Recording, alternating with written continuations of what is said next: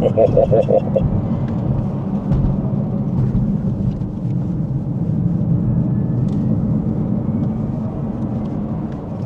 wow. Spain does roads, people. Spain does roads. Hey, guys, and welcome to Petrol Ped. And welcome to Spain. I'm just near Madrid with Vauxhall. Now, when I was a kid, my big brother had a string of company cars that I lusted after.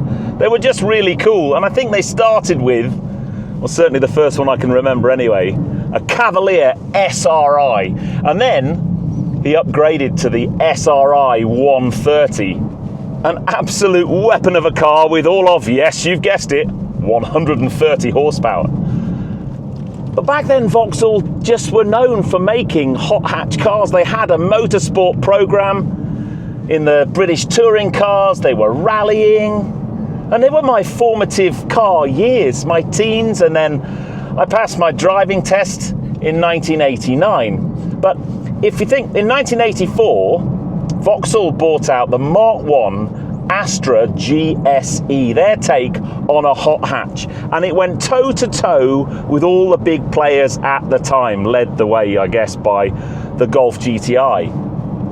In 1987, they did the same thing to the Nova GSE. What a little thing that was. It only had just over 100 horsepower, but it only weighed like 870 kilos. They were absolutely brilliant things.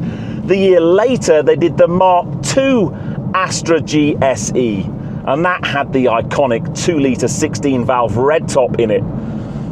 Mind you, even that only produced 159 horsepower, but they didn't weigh very much and they were quick. And I remember the Mark II Astra had a digital speedo as well, which in my eyes just made it the coolest thing ever. And then my big brother got a Cavalier GSI 4x4, a bit like the one John Cleland raced in the British Touring Car Championship. Just a brilliant, brilliant thing. And that GSE moniker morphed into GSI as the cars became fuel injected. And then a few years later, it kind of went on to be VXR, the kind of hot hatch sporty wing of Vauxhall.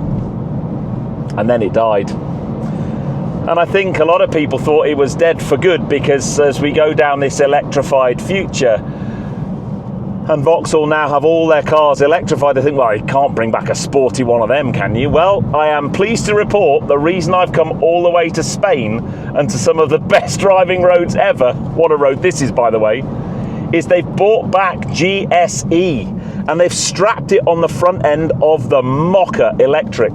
It's their most powerful electric car they've ever made. And the question is it any good? Well, in this video, we're going to take it on some of the best roads I can think of, and also on track to find out. Stay tuned. This is going to be a good one.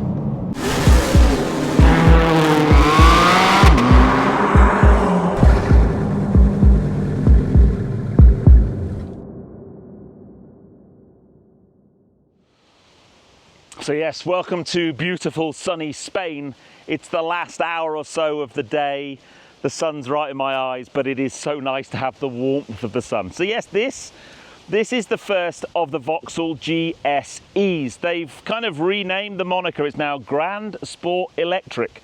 Not sure how I feel about that, but the fact that they are bringing back a sporty version of their cars is great news for me, because back in the day, as I've already said, Vauxhall had this reputation for brilliant hot hatches. They were in motor racing.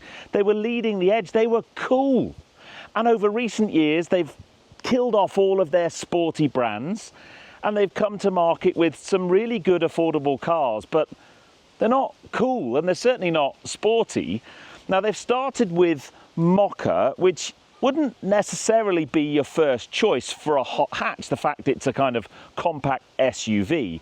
But the platform that this car is based on is shared with some other hot Stellantis EVs, like the Alfa Romeo Junior and the Fiat 600e. But don't be fooled. Many of you will think, oh, it's just a Alfa Romeo Junior in a Luton frock. It really isn't.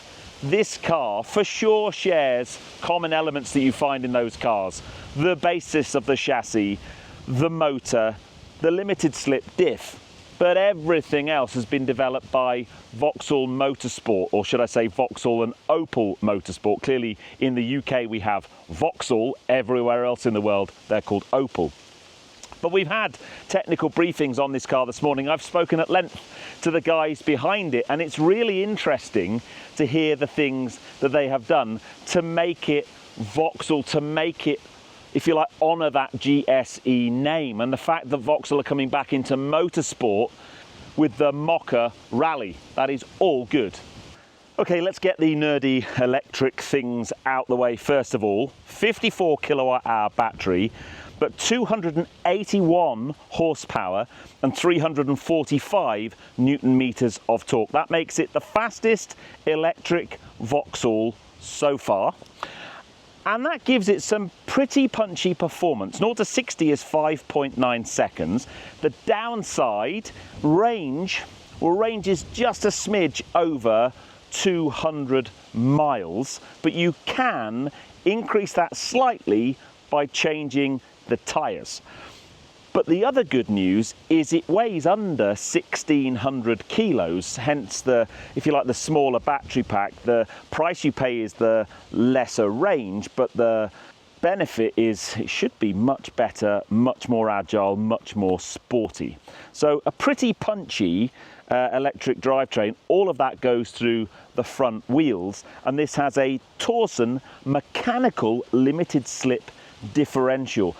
And there aren't many EVs out there on the market that have a mechanical limited slip differential. Most of them do it by clever software. This and the Alfa Romeo Junior, the only cars I've driven so far that do. And that should make a big difference when the road gets twisty. You see, lots of the clever bits are actually under the skin of this car. You can't see them, the bits that differentiate it from other, if you like, Stellantis cars that have the same chassis.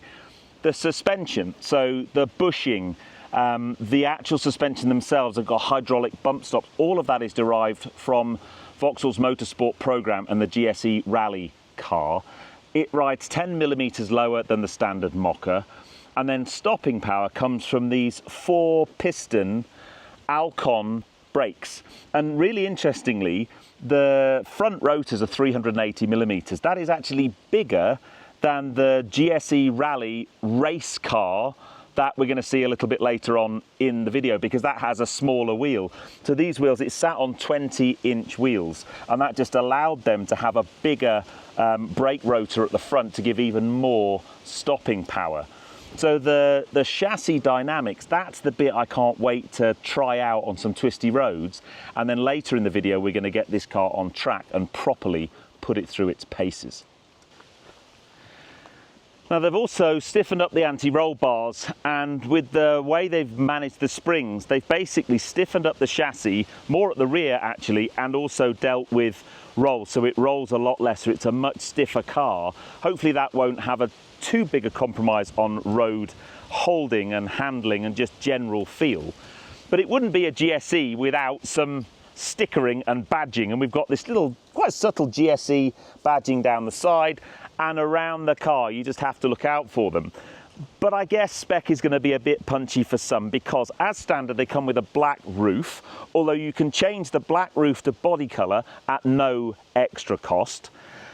But you'll notice it's also got a black bonnet. Now the black bonnet is an option at no extra cost, but you can have that as body colour as well if you like. But what I love about the car is there aren't really any extras. They take the Mokka Ultimate, which is the top spec Mokka anyway, and they add all the GSE performance bits on it. So it's not a car wanting for spec, that's for sure. Now the Mokka GSE also comes as standard on a set of Michelin Pilot Sport EV tyres.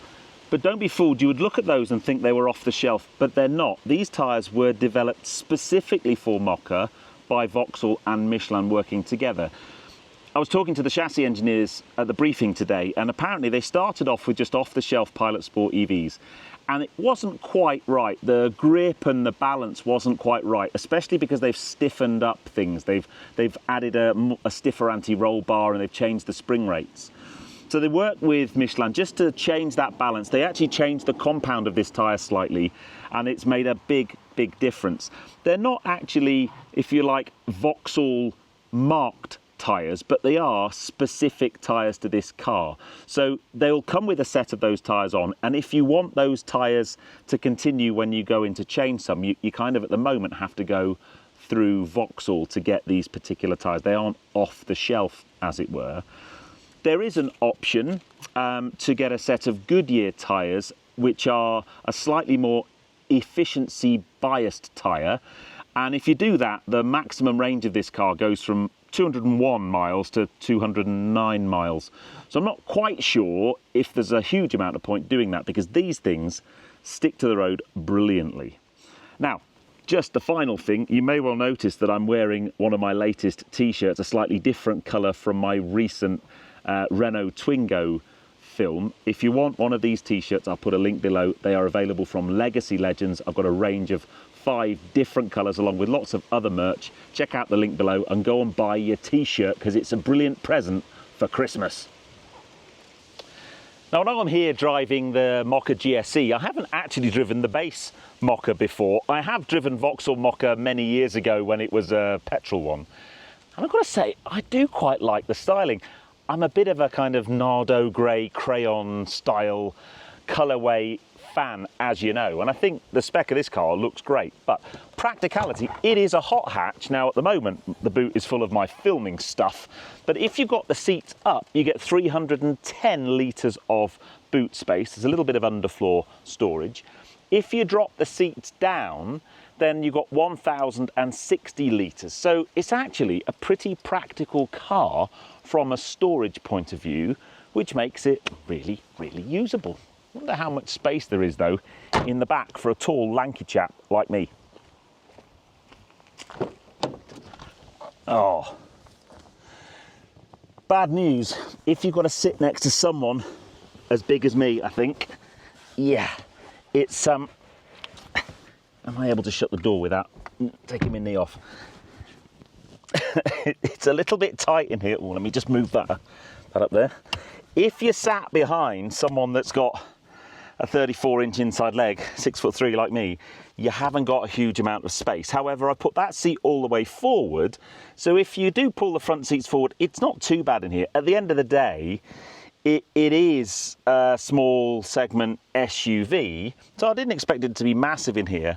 I must say though, it's got really nice trim. These seats are lovely. Let's check out the ones in front. It's quite nice in here. These seats are really nice. Now, I was recently at the first drives of Vauxhall Frontera, and I gave that car a little bit of a hard time for the materials choice on the inside. But I've got to say that Vauxhall have kind of, for me, almost understood the error of their ways. I went to drive the Corsa Electric 18 months, 2 years ago now, and I remember that car being best part of £40,000, thinking, oh my goodness me, that's too much. So Vauxhall now, all of their cars are electric or have electric options, and they're all under £40,000. So none of them hit that luxury car tax bracket, which I think is a brilliant thing. And Frontera, well, Frontera was, for the car you got, an incredible value for money. This, bearing in mind, this is the top spec sporty Mokka, £35,500. I think that is really good value. If you compare that, because there aren't that many sporty EVs out there, but if you look at an Alfa Romeo Junior Veloce, the top spec one, they're north of 40,000 quid by some way. That makes this car look like exceptional value. Materials choice, these seats look and are fantastic, but I actually quite like it. There's Alcantara on the door cards, then there is plastic on top of the dash, but there's only a tiny amount of piano black by the HVAC controls, which are real, by the way, real buttons, excellent. The screen for your infotainment system is really nicely integrated into the dash, and then you've got this kind of nice, shiny, gunmetal-y type. It's plastic, but it's just really nice. Standard Stellantis gear changer, of course, but actually on the inside, it feels really premium. So for 35.5 grand, it's impressive. So I think what we now need to do, we are surrounded by lovely roads here in Spain. I think we need to go and give this car a good spanking and see if it deserves to have this GSE moniker associated with it, because I have a feeling it might do, you know. Now, let's start off the driving part of this review, and I won't be in it for very long, but I'm in eco mode. And the eco, normal and sport modes actually do quite a lot in this car. In the eco mode, the horsepower available to me now is only 190 horsepower and the torque only 300 newton meters. So it's aimed at much more efficient driving, and probably not the kind of mode that you would normally be on when you're on such a wonderful piece of tarmac as this. Look at that view, oh my days. And it's almost, dare I say it, a crime to drive this road in eco mode. So it's not happening, people. It's just not happening. I'm going to go into the drive mode selector, and I'm just going to pop it into normal mode. And normal mode now just peps things up a little bit. Now I've only got 231 horsepower, but I've got all of the torque now, all 345 newton meters. But the interesting thing is I've also got regen braking. So when I lift off the throttle, like all EVs, I've got regen braking, and I've got a B mode which I can go into just to make that a little bit more aggressive. And now we start to feel a very different car. It's got a nice amount of pull out of the corners, and on these bends I can just start to try and exploit some of the chassis, because for me this car and all of the technical briefings that they've given us are all about chassis dynamics. Oh, you wouldn't want to go straight on there, would you? My goodness me, look at this for a road. This is why brands fly us out to nice countries like Spain, who have some of the best roads in the business, on the brakes, really hard on those Alcons. They stop the car really well, I've got to say. And I'm not even in sport mode yet. This is just normal mode. And this car is already impressing me on a number of levels. I've still got more horsepower to tap into, but I'm not wanting for acceleration out of corners at all. But dynamically, this car's starting to come alive.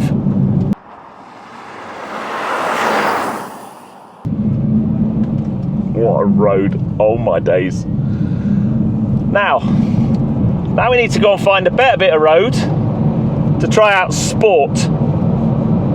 But normal mode, bearing in mind a lot of people will just get in the car, it defaults to normal mode, you'll forget to change the drive modes. Normal mode is pretty punchy.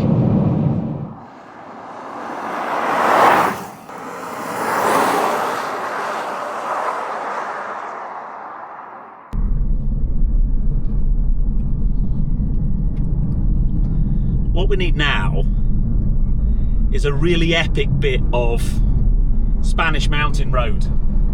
And guess what, guys? I found one. This route they've given us on this trip is just epic.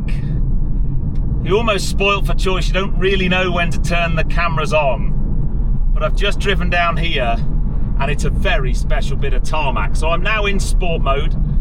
I have all of the power and torque available to me, and this is quite a nice high-speed flowing set of bends, so I can really get a nice feel for the chassis balance and the chassis control. The stiffness of the suspension's been increased, the anti-roll bars are stiffer, the brakes, the suspension with the hydraulic bump stops, all of that adds to a car that dynamically is really very capable. It's under 1,600 kilos as well. And although I'm not getting the auditory pleasure you might get from an internal combustion engine car, it's just giving me a different dynamic feeling. And out of the corners, this limited slip diff is sensational. You can just feel it pulling the car out of the corners. You've got a shorter steering ratio, less turns lock to lock. It just means the steering's more dynamic. You get more movement at the front of the car for less turn of the wheel, and look at that sticking and holding in there. There's a little bit of understeer if you're going too hot, but it's such an impressive chassis on the road. From a performance EV point of view, clearly you could go up to, I don't know, an Ioniq 5N, 600 horsepower. It's a very different animal. But at this size, at this level of car, this amount of power with the chassis control this car has is proper impressive, and all of that for under £35,000. Now the next thing we need to do is get this car to a racetrack. Now it's now the next day and we're back at the circuit, and our first experience, we're going to go out in the Rally GSEs. Now these are full rally spec cars. They have the coolest sound generator I've ever heard in any electric car. So let's go out for a passenger ride in one of these. Just listen to this, look.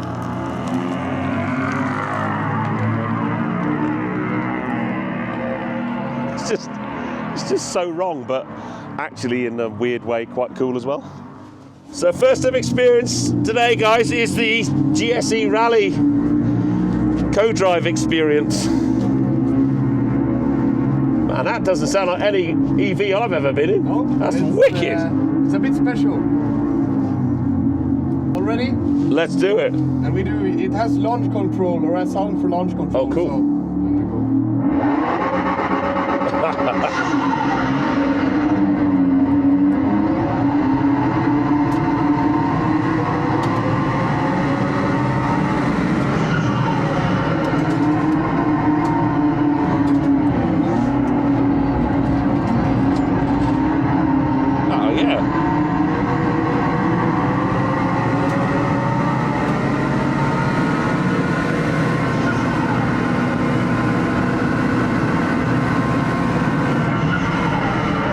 So, it's got a turbo flutter as well, that's wicked.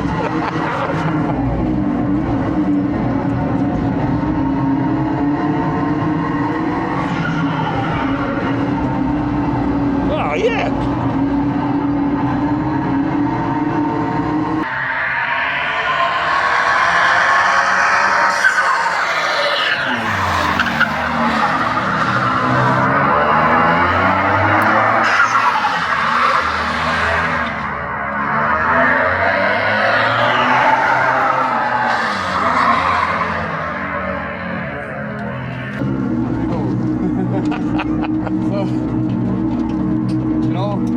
That is, yeah? Yes, that's pretty cool actually. And it's even though it's a heavy car, it's electric, it's everything, it's super easy to control. Yeah, that makes a huge difference. Yeah, it's great. Just to bring the background. And to on a rally stage we actually have to use it. Now it was more just for fun. Yeah. But on a rally stage we have to use it sometimes. Just to get the car rotated and yeah. So it's great. So good. Can you imagine this four-wheel drive? Four-wheel drive. That'd be mega, wouldn't it? Yeah. If it had four-wheel drive. Good, yeah. I know. It was cool. Yeah. I hope well, that's set the benchmark now for when we go out and track in the road going one. Yeah. Cheers, mate. That was wicked. There you go. Okay. It is now the next day, and we are going to have a few laps of this Circuit de Jarama. We're in convoy. We've got a guy leading the way, and I'm not sure how much pace we're going to get either, but it will be a good test just to compare the car with having been on the road yesterday, and also to see this circuit, because it is a proper circuit. It's really very, very beautiful. So I'm in sport mode, and the first thing you can feel when you apply the throttle and you got a bit of lock on is the diff working. It's an absolutely mega bit of kit. Got these cones on the track there because we've got a rally car doing rally experiences, which we've already done. It's a super technical circuit, this, and one that really puts the car to the test. Nice brake feel. Now this car is just under 1600 kilos, so Clearly it's going to ask quite a bit of the brakes. The other thing about this circuit is it's got some beautiful blind crest there, some much higher speed corners than we would have experienced yesterday on the road, especially here. So we're just tipping it in here, no brake at all, lovely set of bends. Now, I've already done one session in the car, and what I would say, front end's pretty positive there, a little bit of understeer, is the higher speed corners is just a little bit floaty. And that's probably got something to do with the, you know, the sort of raised centre of gravity with it being a compact SUV. Now, I don't think that's going to be a problem on the road, because I doubt you'll ever be going fast enough to feel that level of lateral G anyway. Just the rear just rotating a little bit, get on the power, that diff pulling you out really nicely, chuck it in here. See, it's there, just a little bit of float. But it certainly feels quick enough. So yeah, overall impressions of this car, very, very good. On the road, it's a very, very competent performance EV. And on track, it reminds me very much of the Alfa Romeo Junior Veloce I drove at Bolocco a couple of years ago. Well, I would say, though, it's an awful lot cheaper than that. It's like £15,000 cheaper at £35,000. This is a good value performance EV. I do, however, have a bit of an issue. Well, actually, last night I had a bit of an issue. I drove very enthusiastically yesterday, and although when you get in one of these and it's got a full battery, it says 300 miles, or sorry, 300 kilometers of range, I tell you now, it doesn't do 300 kilometers. Yesterday, I struggled to do 150. In fact, I actually ran out of battery before I got back to the hotel. I went into proper limp mode. I couldn't film it because it was dark, but I had the little turtle of doom appear on the dashboard, went into limp mode and actually ran out of battery completely 2 miles from the hotel, much to the amusement of everybody. But a lot of the guys came back yesterday with very, very empty batteries. So that is the biggest challenge with performance EVs, is a couple of 100 miles of range is great in normal driving conditions. But if you want to exploit this car and you want it to be a GSE, then you're not going to get anywhere near that. And that is a big issue. But as an overall package, I think this car is fantastic. Let me know what you think. But we're coming into the pits. But if you enjoyed that one, short and sharp at the end, please give me a thumbs up. Comments below are always welcome. And if you haven't done so already, please subscribe to Petrol Ped for plenty more content to come. And I'll see you on the next film. But yes, Mokka GSE. And I now can't wait for the other GSE models to come in the near future. But Mokka is a very good place to start. Let's see you on the next one, guys. Drive safe.